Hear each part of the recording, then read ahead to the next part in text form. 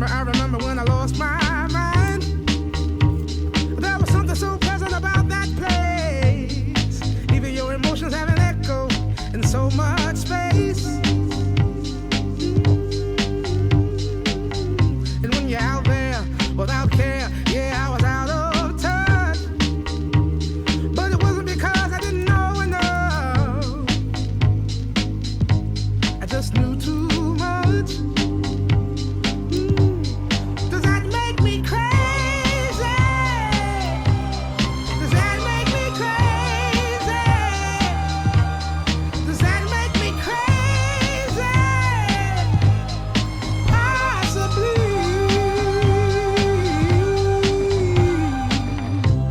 And I hope that you are having the time of your life. But think twice. That's my only advice. Come on now, who do you think you are? Bless your soul. You really think you're in control? Well, I think you're crazy.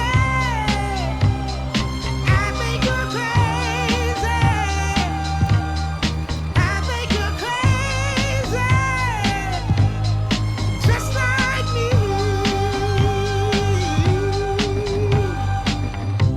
My heroes had the heart to live the lives I wanna live. And all I remember is thinking I wanna be like them. Ever since I was little, it looked like fun. And there's no coincidence I've come. And I can die when I'm done. But maybe I'm crazy. Maybe you're crazy. Maybe we're crazy. Probably.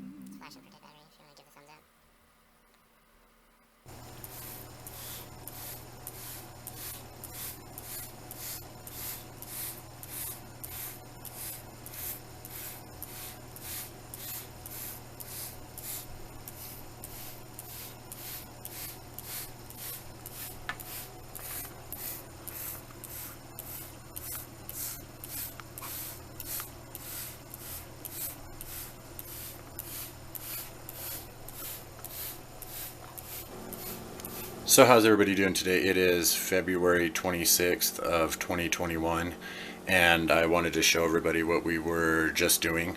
We planted 7 dwarf varieties of tomatoes, and if anybody hasn't heard of this before, it's from a place called the Dwarf Tomato Project, and it's a group of different growers and seed savers that have kind of cross-pollinated varieties of tomatoes to make them shorter and stouter. So we kind of try to stick to heirloom mostly, but with tomatoes like these, the reason that I like this idea and the reason that I try to talk about it every chance that I get for the Dwarf Tomato Project is these plants are really powerful stout plants.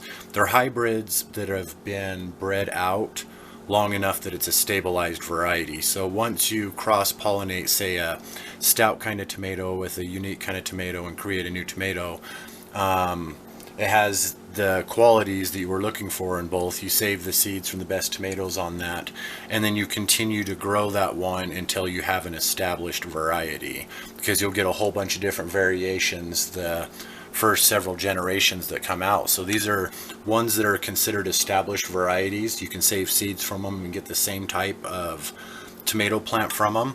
And even though they're considered hybrids or cross-pollinated hybrids like that, The reason that we're so interested in these is because we grow in a tiny bit of space and we grow in containers. And when it comes to a small amount of space for a really productive, powerful plant, these ones are really, really good. They're not micro tomatoes like you would say a Tiny Tim or a Minibel or Micro Tom like that, but they are varieties that grow really stout and upright, generally determinate. They produce a ton of tomatoes. And if you like are say growing on a balcony, like I can imagine we're subbed to a page called the Mumbai Balcony Gardener, and she grows a lot of indeterminate types on a balcony. So I can imagine like how many tomatoes could be produced if you only had like a twin mattress size balcony and you had to you wanted to grow tomato plants. So as an idea for getting more growing ability into people's hands that might have less space, it's an excellent idea. So I'm really, really happy to show this here. But what we did is we got this. I wouldn't really necessarily recommend these. I don't really like these. We planted 2 seeds in each, and I thought about also cutting out the bottoms here and putting it into kind of a bowl or something so you could bottom water. The reason we put 2 in each is because we're pretty much going to separate, or we're going to lay them out to grow into double plants like that from one singular area, because tomato plants can be buried up the stem and whatnot. But let me start talking about the varieties. I got a flashing battery and I don't want a 15-minute video. So the tomato varieties that we grew last year and saved from our own seeds was the Dwarf Lemon Ice, and it was a sour kind of, almost like a yellow pear tomato. It had a pucker to it. So even though it looks kind of heart-shaped, it was more of a sour flavor that kind of gives it its lemon ice. A really, really productive, powerful plant. I think that one out of all of them was the one that grew the strongest overall. Then we have the Dwarf Peppermint Stripes. I was impressed with this one because it is like a green Berkeley tie-dye tomato, except a dwarf variety. So if you don't have a lot of space, you want to try out something really similar to a green Berkeley tie-dye, I would say you would choose this one right here. The plants are small, but the tomatoes are full size. Yeah, the tomatoes are full-size giant tomatoes. We got about 15-20 tomatoes off of this one plant. The Dwarf Mr. Snow, this is the one I'm most excited to grow for Angel. And this one is really similar to one that's one of our favorites, got to be in the top 3. It's called the Hawaiian Pineapple. It's an indeterminate heirloom variety, the Hawaiian Pineapple is, and it gets a little bit of green shoulders on it. And we really, really like the flavor of that tomato. It's our favorite yellow tomato. That might be our favorite flavored tomato overall. Really great tasting ones. And so this one is like, if you're wanting to try the Hawaiian Pineapple but you don't have a lot of space, you might want to try the Dwarf Mr. Snow. And the one we got that was the closest to our favorite tomato, which is a Cherokee purple tomato, is the one called the Purple Heart, and we saved the seeds from this one. This is one of my absolute standout tomatoes last year. It tastes really close to a Cherokee purple, but the meat in it is what we really, really liked and stuff. You cut down the center of it and you got like these like heart-shaped slices, and it's like almost no seeds. It's all meat. It looks like almost like a fresh piece of steak or something. The inside of it, it's not mealy at all. It's a really, really good slicing tomato. This has got to be one of my very favorite tomatoes overall, not just in the dwarf types, and so it's one that we want to probably make a part of our yard every year. But those are the 4 we saved the seeds on from last year that we are going to regrow again from our own seeds. And then the ones that we just got from Victory Seeds are the Dwarf Emerald Giant, the Tasmanian Chocolate, and the Dwarf Egypt Yellow.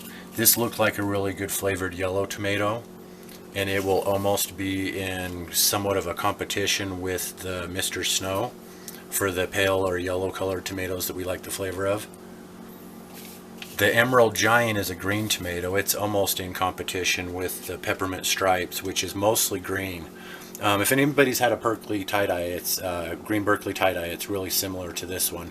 It has a little bit of pink coloration, and it's almost a dual tasting tomato with dual colors too when it grows. Yeah, it's mostly green with like orange or reddish stripes on it. But this one right here is a straight green one, and we are going to give that one a try as another green type. And then the reason I went with Tasmanian chocolate is I've seen some decent reviews and other people that have grown this one. But primarily my reasoning behind this one is, hold on a second, we get the focus, is we wanted another one to compete maybe with a purple tomato, like the Dwarf Purple Heart. But when I looked, there's one that's supposed to be really close to flavor to a Cherokee Purple that's called, I think, Rosella, something like that. There's one kind that I remember I was triggered by and I have saved, but they were out of seeds on that one. So being that they were sold out of seeds, we went to the next one that we had even heard about and got the Tasmanian chocolate.